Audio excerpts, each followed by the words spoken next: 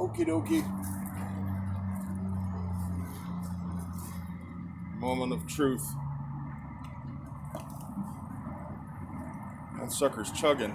I might have to put a T in there to divert some of it back in because that's a lot of flow. But hey, you know, I could probably use this pump for a couple of beds.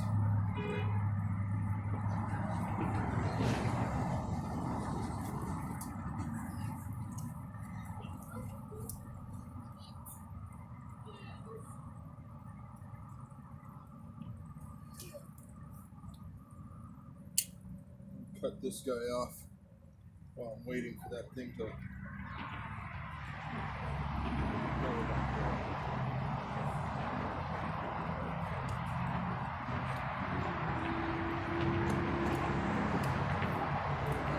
Remember, we put this little hose on there to restrict the flow out of the downspout, the standpipe.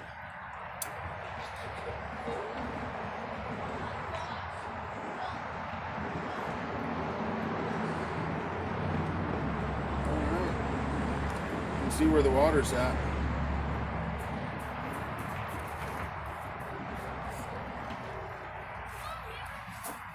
Let's see if it. I'm gonna flip this camera around so we can watch it go.